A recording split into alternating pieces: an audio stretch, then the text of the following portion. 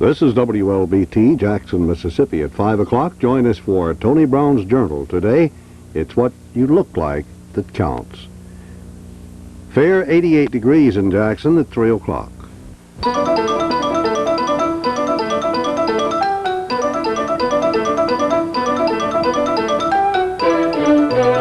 Today on Sportsworld, introducing a full lineup of sports action.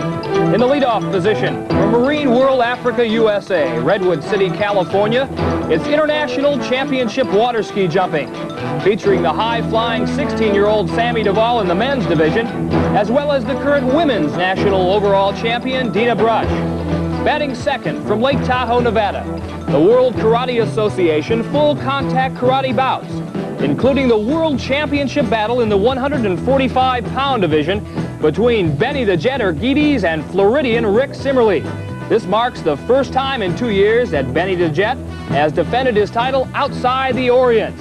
Up third from Oslo, Norway, the IAAF World Series of Track and Field, featuring the Oslo Mile, where you'll see British sensation Sebastian Coe break John Walker's world record and bring the esteemed title back to Great Britain after a 22-year absence. And in the cleanup position, from Seattle, Washington, number 13 in the All-Star game? No, not quite. It's Barry Brayman, amateur athlete and professional imposter, seen here at the NBA All-Star game and also at the United States Open Golf Tournament. All today on NBC Sports World.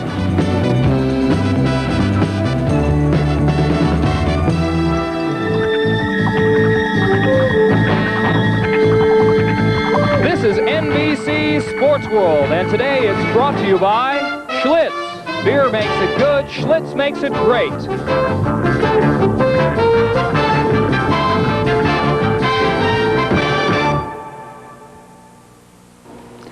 Hello, I'm Dick Schapp for Sportsworld. The 10-round heavyweight fight between Ken Norton and Scott Ladue, which was supposed to be shown live today on Sportsworld, has been postponed. Norton suffered torn cartilage in his ribcage during a training session. The fight has been rescheduled for August 19th. It will be seen live then on Sportsworld. You will see Ken Norton today, not live but on tape. He'll be with John Brodie at the World Karate Association full-contact karate bouts, which were recorded before Ken's training injury.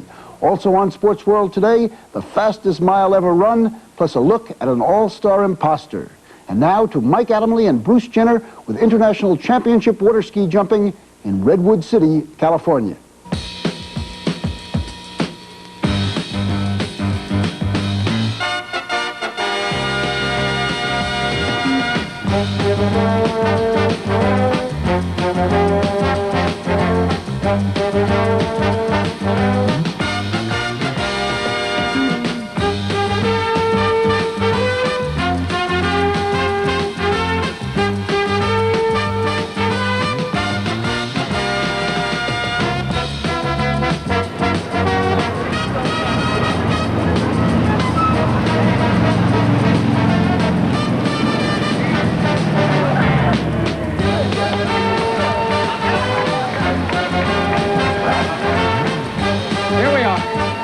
First class, buddy. Hey, you made it. You beat me to the dock, or to the beach. From Marinewold, Africa, USA, a marvelous setting for an international championship.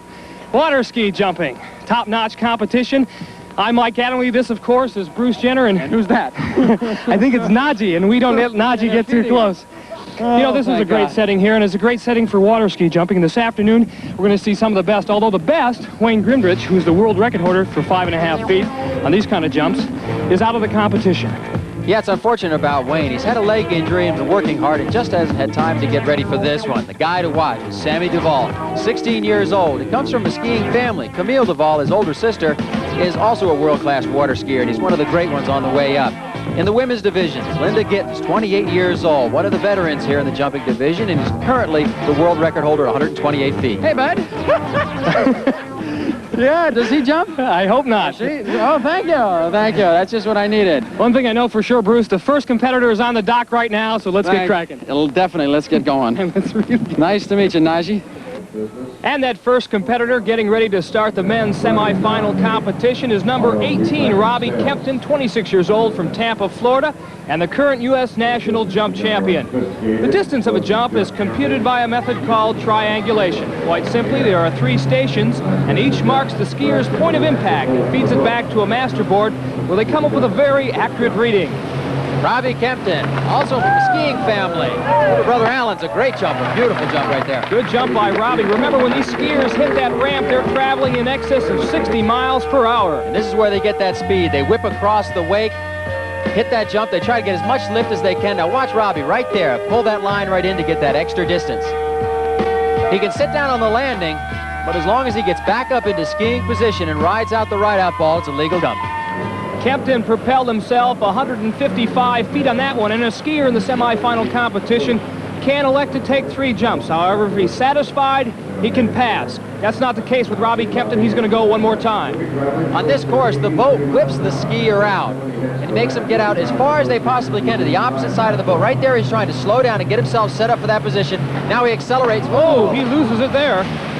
Something went wrong on that jump, and that's considered a balk. And it looks like one of the officials is pointing to some ducks. Right there, some ducks. Anything can happen here at Marine World. Some ducks got in his way. Will Kempton be awarded another jump? Only the ducks know for sure. We'll be right back. Oh, that's bad.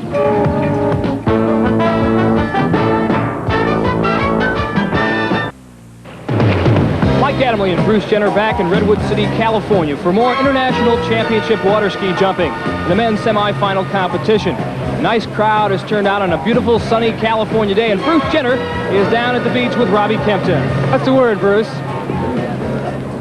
Jump. The ducks got in your way. I thought they did. No one else seemed to. Did they hit the line? It looked like from here they... As I was starting to set up, the rope kind of jolted for a couple of seconds.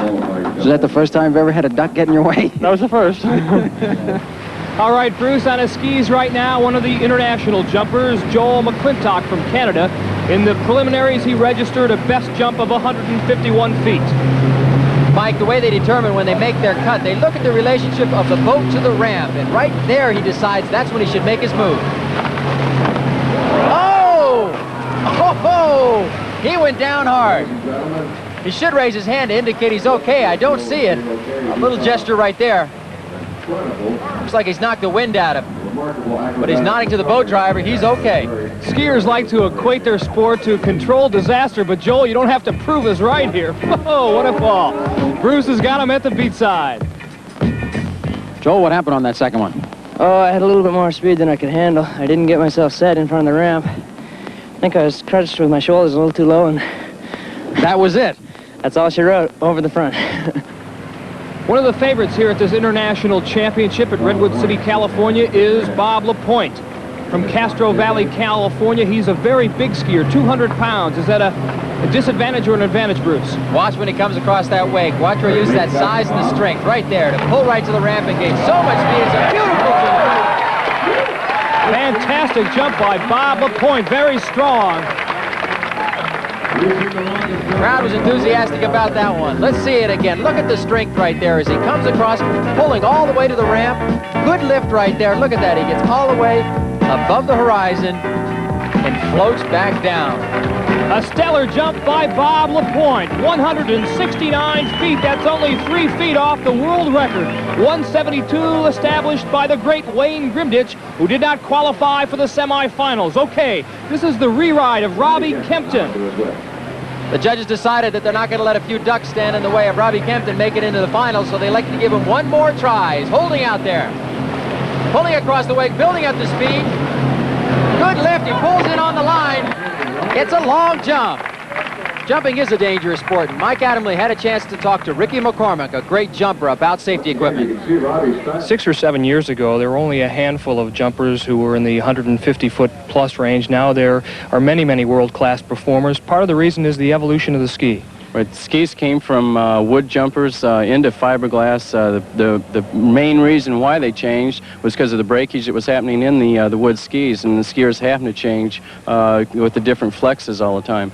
Like the jumper I'm holding in my hand right now, there's a delamination here in the tip where the fiberglass is broken away from the honeycomb. letting the tip going ahead and fall down. A good skier should be able to get a good 1,000 to 2,000 jumps out of one pair. When you hit that water, after being about 30 feet in the air, there's a lot of G-forces affect your body.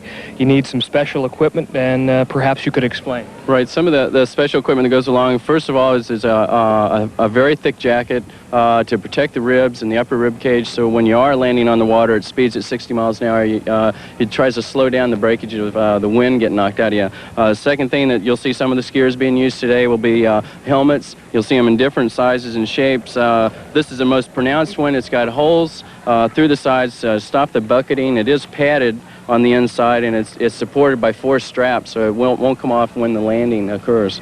A third thing that would be used would be an arm sling, and this is kind of up to the skiers of what they do, and it helps them stay maybe a little straighter in the air and helps them on landings. Leg strength is extremely important in distance jumping. These belong to Ricky McCormick. He's getting ready for his semi-final jump. We will tell you that the re-ride effort of Robbie Kempton was good for 160 feet, and that most certainly will propel him into the finals. Okay, here's the 27-year-old from Winterhaven, Florida. Ricky McCormick, a very good overall skier. In fact, the current national champion. Here he comes across the wake. Good lift. Good landing. Like a long jump.